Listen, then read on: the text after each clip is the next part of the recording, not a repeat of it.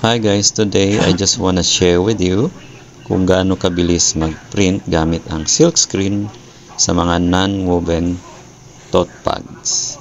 So, mayroon pala akong gamit na single press at yung ink na gamit ko ay Tulco Super White para isang coat lang, makapal na siya.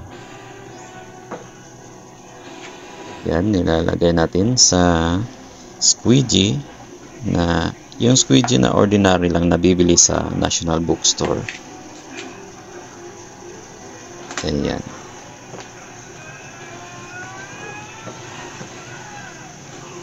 So mga 3 stroke para sure na cover lahat.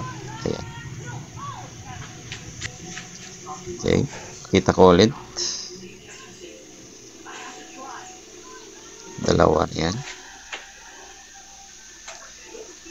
Tsaka i-shortcut ko lang itong video para yung mapakita ko lang yung basic process niya.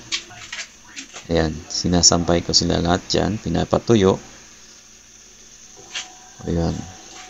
Mabilis lang, wala pang yan, 1 oras, mga 50 yata yan. So makikita nyo, isang coat lang yan, makapal yung white ng Tulco Super White. Yan, salamat sa panonood.